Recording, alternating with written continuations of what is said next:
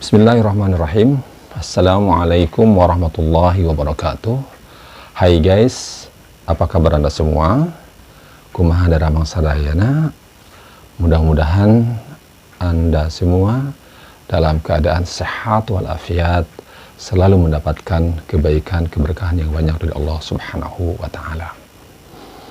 Ketemu lagi dengan saya, Yuyu Wahyudin. Pada video yang ke-12 ini, saya akan mulai membahas mengenai buku penelitian. Telah saya singgung pada video pertama saya bahwa buku itu ada dua macam, ada buku non penelitian yang disebut dengan buku cetak atau buku konvensional, dan yang kedua ada buku penelitian yang meliputi skripsi, tesis, dan disertasi. Nah, dari video 1 sampai 11 saya sudah membahas mengenai buku konvensional, maka pada video ini saya akan memulai membahas buku penelitian. Mengenai hal itu Anda bisa merujuk video saya yang pertama, teknik menulis buku konvensional. Nah, selanjutnya pembahasan mengenai buku penelitian akan saya mulai dengan tema masalah penelitian. Ketika seorang mahasiswa S1, S2 maupun S3 akan mengajukan proposal penelitian, maka dia harus mengetahui apa itu masalah penelitian. Harus memiliki masalah penelitian. Kalau Anda tidak memiliki masalah penelitian, apalagi Anda belum memahami dan belum mengerti apa itu masalah penelitian, bisa dipastikan langkah Anda untuk menulis skripsi, tesis maupun disertasi akan stop sampai di situ. Berarti memahami dan mengetahui masalah penelitian ini masalah sangat penting. Penting untuk diketahui. Lalu, apa itu masalah penelitian? Nah, pada kesempatan ini saya ingin menjelaskannya. Saya ingin menjelaskan definisi atau pengertian dari masalah penelitian dengan bahasa yang ringan, insya Allah mudah dipahami dan mudah dimengerti. Para ahli telah merumuskan banyak tentang definisi atau pengertian dari masalah penelitian. Silakan Anda cek di web, di internet, tulis misalkan masalah penelitian adalah, di situ akan keluar banyak, bisa 10 lebih definisi yang ditawarkan oleh internet tersebut. Pada kesempatan ini saya akan membahas satu saja, yakni masalah penelitian menurut Noto Atmojo tahun 2002. Beliau mengatakan bahwa masalah penelitian adalah suatu kesenjangan atau gap apa yang seharusnya terjadi dasolan dengan apa yang sudah terjadi dalam suatu perihal atau dasain. Saya ulangi, menurut Noto Atmojo bahwa masalah penelitian adalah kesenjangan, suatu kesenjangan gap antara yang seharusnya dengan apa yang terjadi. Suatu kesenjangan antara dasolen dengan dasain. Saya akan memberikan dua contoh lah yang sederhana untuk memahami definisi ini. Contoh pertama, misalkan pemerintah telah melakukan suatu tindakan atau tata ruang kota yang sangat baik. Tata kota yang modern, saluran air yang lebar-lebar, yang rapi, tanggul diperbaiki, ruang kosong untuk resapan air diperbanyak, lubang biopori digalakkan, di masyarakat. Setiap rumah membuat lubang biopori sebagai antisipasi agar tidak terjadi kebanjiran. Ini sebuah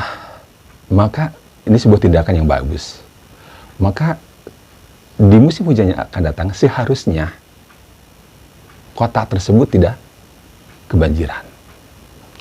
Tetapi misalkan nyatanya pas musim hujan tiba, kota tersebut banjir bandang. Banjirnya melebihi tahun lalu. Nih, ada kesenjangan apa yang seharusnya tidak banjir. Kenyataannya banjir.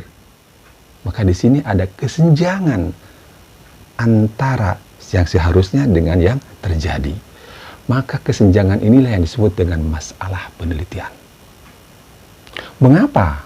Mengapa banjir? Padahal sudah dilakukan tindakan-tindakan preventif.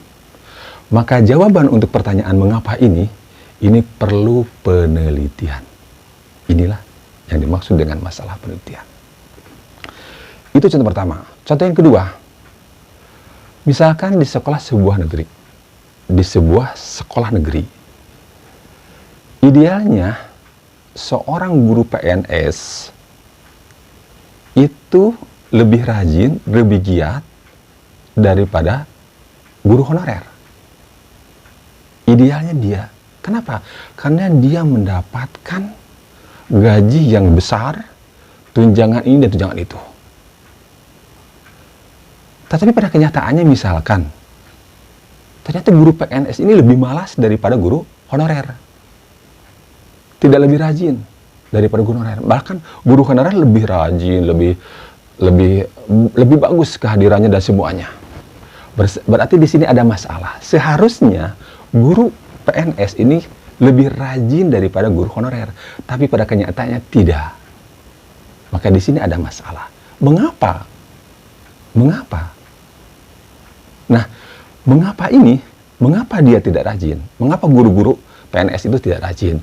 Ini perlu dijawab melalui sebuah penelitian. Ini yang disebut dengan masalah penelitian. Nah, selanjutnya, setelah Anda mengerti pengertian definisi masalah penelitian, lalu pertanyaannya, bagaimana cara mendapatkan masalah penelitian? Bagaimana cara mendapatkan masalah penelitian? Jawabannya banyak. Di antaranya, yang pertama, dengan melakukan observasi, pengamatan. Anda langsung turun ke sebuah lokasi, ke sebuah objek penelitian. Misalkan, Anda ingin meneliti tentang kehidupan, bagaimana cara menikahnya orang suku terasing. Maka Anda langsung observasi ke tempat itu, datang, melihat bagaimana apa yang terjadi. Maka dengan observasi itu, insya Allah akan didapat masalah penelitiannya. Itu yang pertama. Yang kedua, cara mendapatkan masalah penelitian adalah dengan cara membaca jurnal atau penelitian atau hasil penelitian orang lain. Lihatlah, bacalah jurnal. Baca tuh jurnal dari awal sampai akhir. Oh, begini ya cara menulisnya. Nah, oh beginilah cara menyimpulkannya. Maka dengan membaca jurnal itu, insya Allah akan muncul inspirasi untuk mendapatkan masalah penelitian. Yang ketiga adalah hasil dari diskusi.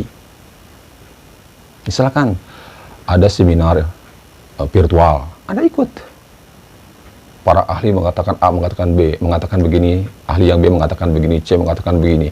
Nah, ketika diskusi itu berlangsung, tidak menutup kemungkinan kalau Anda yang cerdas, di antara sekian hadirin itu ada yang bisa mengambil, wah ini penting nih untuk dibahas, dan ini bisa dijadikan masalah penelitian, misalkan. Itu temanya tergantung. Jadi saya tidak bisa mengatakan temanya apa, tergantung tema yang ada di dalam seminar tersebut atau diskusi tersebut. Bisa masalah kesehatan, masalah agama, masalah ekonomi, politik, itu sesuai dengan prodinya masing-masing. Itu yang ketiga.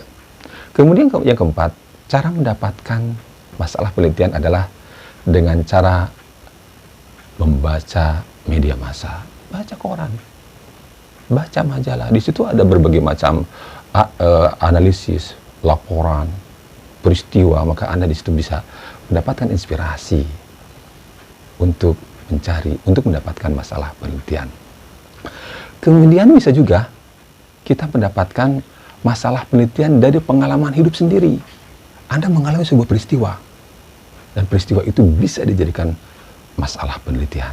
Tidak menutup kemungkinan. Kemudian yang keenam adalah melalui renungan. Berpikir, aduh, apa ya yang harus aku tulis? Apa yang harus aku bahas untuk skripsi, tesis, disertasi ini? Anda merenung. Habis sholat tahajud Anda berpikir, kalau temanya ini bagaimana? Kalau temanya ini bagaimana? Kalau itu terus Anda berpikir, insya Allah, dengan izin Allah, kalau Anda berpikir baik, merenung dengan baik, akan mendapatkan masalah penelitian. Kemudian yang ketujuh adalah secara kebetulan. Ini anugerah dari Allah Subhanahu wa Ta'ala.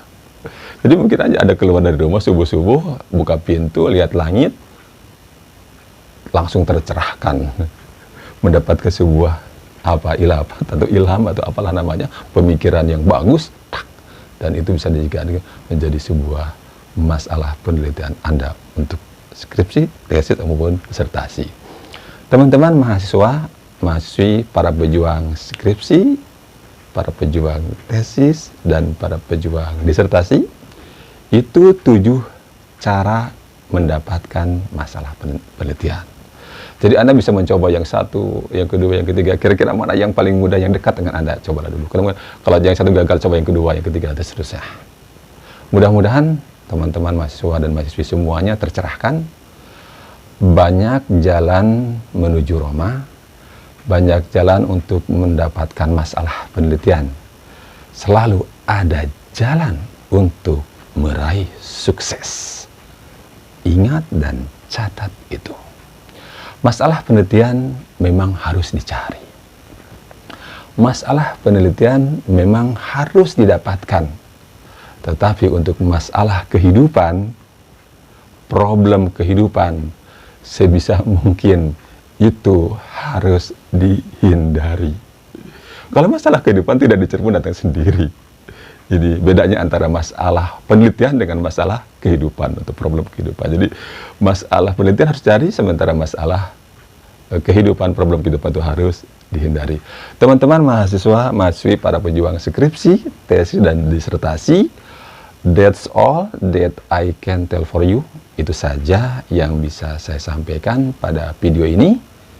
Bila ada komen, pertanyaan seputar masalah penelitian, silahkan Anda tulis di kolom komentar yang ada di bawah ini.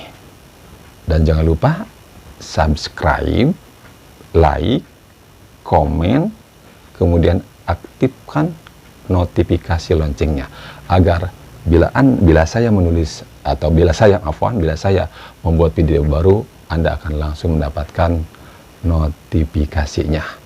Thank you so much for watching, and keep spirit to start to write your skripsi, to write your thesis, to write your disertasi. See you later in the next time, and Assalamualaikum warahmatullahi wabarakatuh. Bye-bye.